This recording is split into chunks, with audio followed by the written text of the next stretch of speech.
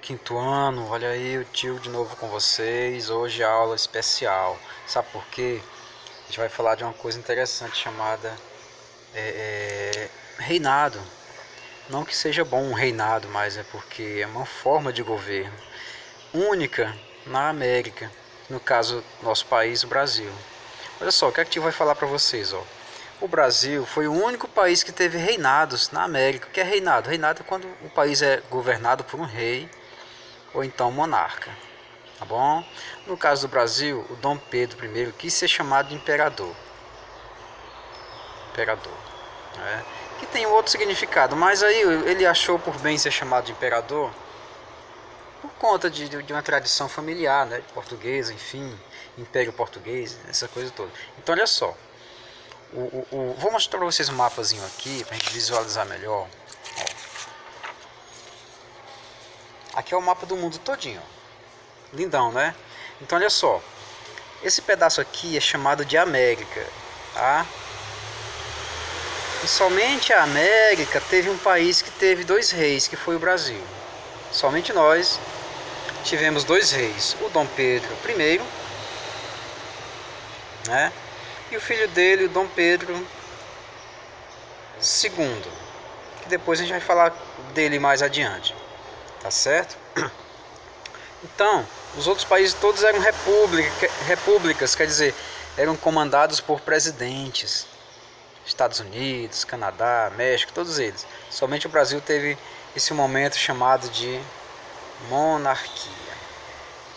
Tá bom? Tá belezinha, tá ótimo. Então olha só, voltando novamente, estamos na nossa página, estamos no nosso livro aí na página, deixa eu ver qual é a página, 67, onde o assunto é primeiro reinado. Primeiro reinado no Brasil, que começa em 1822, o ano da independência do Brasil, tá bom, gente? O ano da independência. E vai até 1800, acho que teve um errinho aqui. Ah não, e vai até 1831, o primeiro reinado, tá aqui, ó. Aqui é a data, começa em 1822, termina em 1831, tá bom? O primeiro reinado no Brasil. Certo? Belezinha. Então, quando Dom Pedro I ele assume o governo no Brasil, ele começa logo a criar algumas coisas que não existiam aqui, como por exemplo o nosso hino da independência, né? Ele mesmo escreve o hino da independência, vai lá no piano, tocava piano muito bem, enfim, escreve lá o hino, tranquilo, né? E ele também vai ter a responsabilidade de criar a nossa primeira Constituição, tá bom? Professor, não sei o que é Constituição não, tio. Explica pra gente o que é. Constituição é um livro, né? É um livro que todo país do mundo tem que ter. Tá bom? Constituição. Todo país do mundo tem um livro. Para que esse livro, professor? Esse livro aí, ele contém as leis mais importantes, tá bom? As leis mais importantes do Brasil. Certo? Então, essa nossa Constituição, ela foi criada 2 anos depois que Dom Pedro assumiu o governo. Ela foi criada em 1824. E foi só uma das 7 constituições que o Brasil já possuiu, tá bom, gente? Essa aqui é a primeira. Quando vocês chegarem no 9º ano, vocês vão estar estudando a 7ª Constituição do Brasil. Daqui para lá vocês vão estudar essa primeira, depois vão estudar a segunda no 7º ano, a terceira, a quarta, a quinta, a sexta, passando no 8º ano, e a 7ª Constituição vocês vão estudar lá no 9º ano, tá? Tivemos 7 livrinhos, caso único no mundo, porque outros países só tiveram uma, só tem uma, e nunca mudou. Estados Unidos só tem uma Constituição, que foi criada no século XVIII e até hoje é a mesma. O Brasil já mudou muitas vezes, né? Não é que seja ruim mudar muitas vezes, é porque também nós estamos aprendendo a ser o que nós somos. A gente vai aprendendo aos poucos com nossos erros e tentando conciliar, acertar. Ninguém faz uma coisa pensando que vai errar, jamais, né? Então o Dom Pedro acabou criando essa nossa Constituição brasileira. Se eu perguntar em alguma atividade o que é Constituição, você já sabe. Digamos, é um documento ou um livro que contém as leis mais importantes do Brasil ou de qualquer outro país, tá bom? Porque todo país tem que ter uma. Até aqueles países religiosos, extremamente religiosos, eles têm também uma Constituição. Só que a deles é baseada no livro sagrado da religião deles. É um pouquinho diferente da nossa. A gente chega lá também, né, gente? Então, para criar essa Constituição, foi necessário que o Dom Pedro reunisse um pessoal, né, para ajudar ele, que ele sozinho não ia escrever um livro só para dizer que escreveu uma Constituição. Ele ia organizar uma assembleia, né, uma assembleia, sem acento, viu, gente? Assembleia. Então, essa assembleia ia fazer o quê? Ajudar o Dom Pedro a criar a Constituição. Por isso que o nome dela é chamada de Assembleia Constituinte. Tá bom? Essa Assembleia Constituinte, ela foi organizada por alguns deputados, algumas pessoas muito ricas, que tinham muitas terras e muito dinheiro, algumas pessoas muito importantes, né, que eram amigos do Dom Pedro, e eles se juntaram e começaram a criar a Constituição. Muitos deles que faziam parte da Assembleia Constituinte não gostavam muito do Brasil ter um imperador mandando ali do jeito que ele queria. Então eles disseram, não, tem que ter o poder executivo, né? Executivo, tem que ter dentro da Constituição o poder legislativo, tá bom? E tem que ter dentro da Constituição o poder judiciário, tá bom? Esses três poderes tem que ter lá dentro. Por qual motivo esses três poderes tem que ter dentro dessa Constituição? É porque todo país do mundo no momento já tinha que ter isso aqui, é obrigatório, por causa da Revolução Francesa. Então olha só, como o Brasil tinha que ter isso aqui ia limitar o poder do imperador. E ele era uma pessoa muito arrogante nesse sentido aí. Ele gostava de mandar, ele gostava de ter poder. Então ele disse, não concordo com isso aqui não. Aí ele pega e demitiu, ele tirou metade desse pessoal todinho aí, queria limitar o poder dele, e colocou outras pessoas, né? Essas pessoas que ele colocou já eram mais de confiança. Então essas pessoas ajudaram ele a criar um poder acima desses três aqui, ó, que é o poder moderador, tá bom? Então ficou 4 poderes na Constituição do Brasil, de 1824. O poder moderador, pessoal, olha só, presta atenção no tio aqui, ó. O poder moderador é o poder que somente o imperador pode exercer. Somente ele tem esse poder moderador que vai mandar nos outros poderes. Olha como ele é sabido, né? Sabidinho não, né? Ele. Todo mundo cria um poder executivo, legislativo e judiciário. Ele pega e cria o poder moderador. Ele vai agora mandar em todos os outros, né? Isso foi, então, por isso valeu a Constituição, porque ele quis desse jeito e o pessoal acabou aceitando que a Constituição fosse dessa maneira, né? Deixa eu mostrar a página do livro de vocês que fala da Constituição. A definição do nosso livro diz assim, ó: Constituição é o conjunto de leis que regem um país. É importante, professor, demais, gente, demais. Todo país tem que seguir a Constituição. Quando a gente não conhece as próprias leis, a gente cai nas armadilhas de fazer coisas erradas até sem saber, não é? Até mesmo sem saber. O meu espaço termina quando começa o espaço do outro, não é? Todos são iguais perante a lei, não tem ninguém mais bonito do que ninguém. Todo mundo tem que saber obedecer às leis. Ninguém pode furar uma fila, ninguém pode passar na frente de um velhinho, ninguém pode maltratar as pessoas. Isso se chama lei, né? Se chama legislação. O tio tem uma Constituição, a mais nova, a 7ª Constituição. Essa daqui, que vou mostrar para vocês, ó. Ela é muito importante para nós, para todos nós, devemos conhecê-la, não é? Ah, professor, eu vou ser advogado, então eu tenho que conhecer a Constituição, tenho que conhecer. Se você vai ser advogado, juiz, promotor, você vai estudar muito a Constituição. Ah, não, professor, eu vou ser vereador quando eu tiver 18 anos de idade. Aí você também tem que conhecer o artigo 5º e o artigo 37. Os vereadores devem conhecer. É interessante até perguntar aos candidatos o que é que eles acham desses artigos. Fulano está aqui me pedindo voto. Me fala um pouquinho do artigo 37 da Constituição, já que você gosta tanto de lei, já que você gosta tanto assim do povo, das pessoas. Eu acho que ele vai achar muito interessante, eu acho que ele vai falar demais. Os candidatos vão falar muito sobre esses artigos. Então, nessa Constituição, o que é que estava valendo? O que é que estava valendo essa parte mais escurinha aqui do nosso livro, tá bom? A monarquia hereditária como sistema de governo, quer dizer, a monarquia ia ser o sistema de governo no Brasil, né? Hereditária porque ia passar de pai para filho, tá bom? Que as eleições só poderiam votar homens livres e com renda determinada. É o seguinte, gente, como é que tinha um rei e tinha eleições? Como é que se explica isso? Porque tinha eleição para eleger deputado e tinha eleição para eleger presidente de província, que hoje a gente chama de governador, tá bom? Era isso, é por isso que tinha que ter eleições. O voto era aberto. O que quer dizer isso, tio? O voto ser aberto? Todo mundo sabia em quem votava, em quem o outro votava. Então, não tinha democracia, tá bom? Se alguém obrigasse uma pessoa a votar, a pessoa ia lá e votava. Ele sabia em quem ele votou. Todo mundo sabia em quem votava. Era triste, né? Isso aí.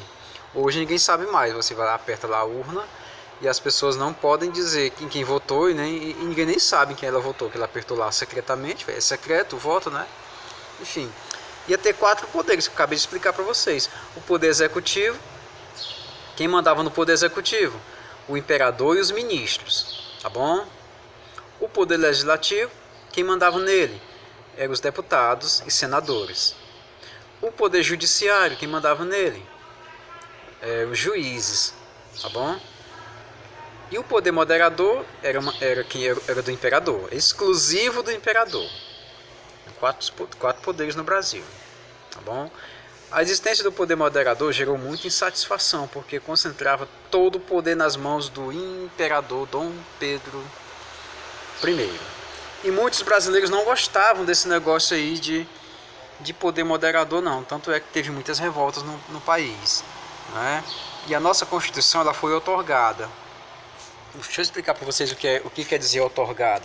É uma parte assim que leva um pouco de política e muitas coisas a gente não entende, assim, muitas palavrinhas novas que surgem a gente não compreende direitinho, né? Esse livrinho aqui chamado Constituição de 1824, ela foi outorgada, ou seja, todos eram obrigados a aceitar ela, tá bom? Tanto rico como pobre, como feio como bonito, como azul como cor de rosa, todo mundo tinha que aceitar essa Constituição, porque ela foi outorgada, tá bom? Ela foi obrigada, imposta à população. Agora, quando a Constituição é promulgada, é porque ela é feita juntamente com a população. Todo mundo participa de um jeito ou de outro. Todo mundo pode dar a sua opinião, todo mundo pode dar o seu parecer. Então ela é promulgada quando ela tem participação popular. E ela é outorgada quando alguém obriga as pessoas a aceitarem do jeito que ela colocou ali. No caso nosso, o imperador Dom Pedro. Eita, Dom Pedro danado, né? Pois é. Deixa eu passar o slide pra gente aqui. Quem fazia parte da Assembleia Constituinte? Olha aqui, ó.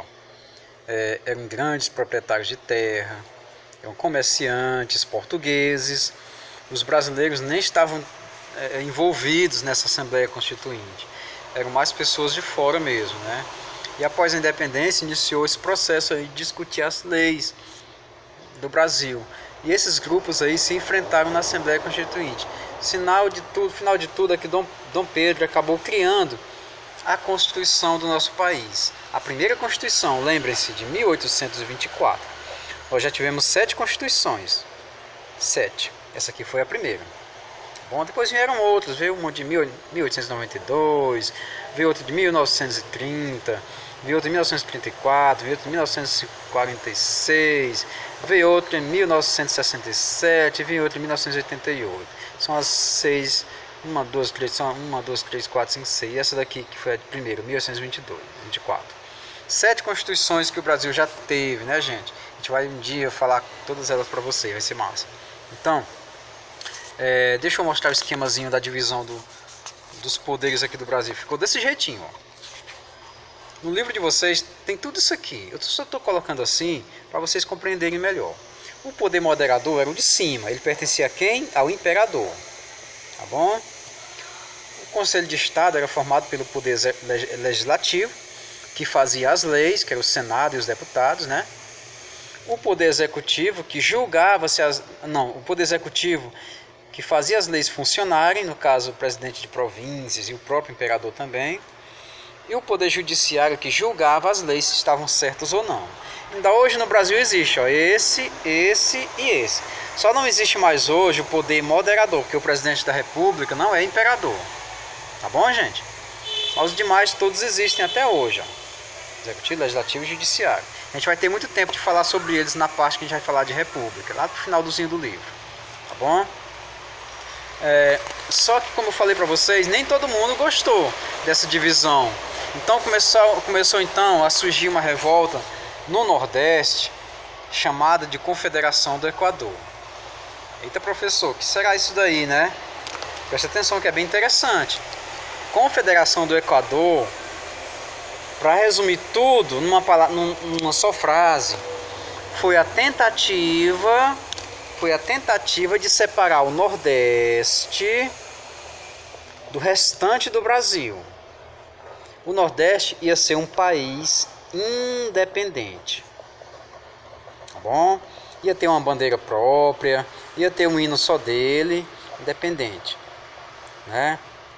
Ia ter um hino só do Nordeste, uma bandeira só do Nordeste, e em vez de Nordeste, a nossa região todinha ia ser chamada de Confederação do Equador. O nosso país ia ter esse nome aqui. Ia ser legal. Sabe por que ia ser legal?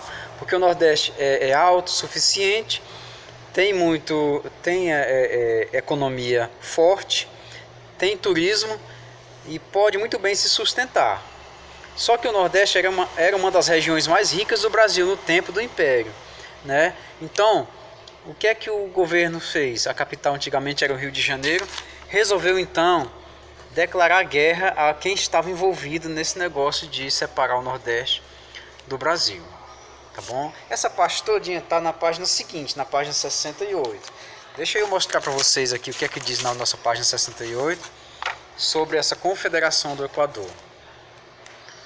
Qual era o objetivo dessa revolta? A convocação de uma nova Assembleia, porque eles não concordavam com a velha Assembleia, para elaborar uma nova Constituição, porque eles não aceitavam aquela Constituição que foi feita, com poder moderador. Formação de um governo independente na região Nordeste, viu, gente? Acabar com o tráfico de escravos, quer dizer, acabar com a escravidão, diminuir a interferência do governo central nas províncias. Tá bom? Era isso que os nordestinos queriam. Tudo começou em Pernambuco, né? Tudo começou em Pernambuco. Pernambuco seria a capital do Nordeste, teria uma bandeira própria, o nosso país, teria a sua riqueza própria, mas o que acontece? Acontece que o imperador soube disso, descobriu esse plano e começou a prender os responsáveis, entre eles o Frei Caneca. O Frei Caneca foi um dos responsáveis pela ideia de lançar essa Confederação do Equador. Ele já tinha participado de muitas outras revoltas no Nordeste do Brasil e no Brasil todinho também. Ele era muito inteligente, era professor de geometria, era professor de teologia, ele também era padre, né, era frei, mas isso não tirava dele o desejo de mudar o Brasil, né? Ele queria mudar o país, para melhor, é claro. Então, se eu perguntar para vocês o que foi a Confederação do Equador, gente, fica bem claro, ó. Foi a tentativa de tornar o Nordeste independente do restante do Brasil, tá bom? Tornar o Nordeste um país, tá bom? Um país independente. Só que o imperador foi lá, prendeu todo mundo, botou um monte de castigo, prendeu outros, expulsou outros do país, fuzilou outros, enfim, né? Teve essa força de repressão que ao movimento que dominou Recife e Olinda e depois o Ceará, todos estavam envolvidos, até o Piauí estava envolvido também. Não muito, mas estava envolvido. Tá bom, gente? Bahia, Maranhão, Ceará, Pernambuco, principalmente Pernambuco. Foi de lá que começou a surgir essa ideia. Depois o pessoal pegou e dividiu o mapa de Pernambuco ali em dois, que é para evitar que novas revoltas fossem aparecendo. Tá? Então, para terminar nossa aula sobre o imperador Dom Pedro II, ele um dia vai ter que... ele se mete em confusões, ele acaba deixando as pessoas insatisfeitas, né? E acaba fazendo o quê? Desistindo de ser rei do Brasil. Ele se muda para Portugal. Ele se muda para Portugal e, digamos assim, ele deixa aqui o seu filho, com 5 aninhos de idade, para governar o Brasil. Não tinha condição, né? Então deixa eu falar essa parte para vocês, para a gente finalizar. O Dom Pedro I, ele deixa aqui no Brasil, deixa eu colocar uma folhinha mais limpinha. E após muita confusão, o Dom Pedro viajou para Portugal e deixou aqui o seu filhinho, Dom Pedro II, com apenas 5 aninhos de idade, né? Mas sem nenhuma condição de governar um país tão grande como o Brasil. Então o que fazer então? Se ele era tão pequenininho, 5 aninhos, ainda brincava com carrinho de borracha, como é que ele ia governar o Brasil com 5 anos de idade? Ele ficou sob os cuidados de ministros. Ministros que iam educá-lo, tá? Educá-lo até ele fazer 18 anos de idade e tomar conta do Brasil, iniciando aí o segundo reinado do Brasil, com o nome de Dom Pedro II, tá bom? O Dom Pedro I, que é o pai dele, desiste também de Portugal e deixa lá a sua filha Maria da Glória, que é essa senhorinha que aparece nessa foto aqui do nosso livro, tá bom? Ou seja, Dom Pedro acabou não governando nem o Brasil e nem Portugal, porque ela teve muitos problemas em todo lugar que ele passou, pelo seu temperamento forte, pesado, e criando muitos inimigos por onde ele passou e ele andava. Pessoal, essa foi nossa aula de hoje. Espero que vocês tenham compreendido alguma coisa. Na dúvida, coloca lá um comentário que o tio responde, tá bom? Fiquem na paz, tenham um bom dia, fiquem com Deus, se cuidem, usem máscaras, não precisa sair de casa, tá bom? Tchau, fiquem na paz.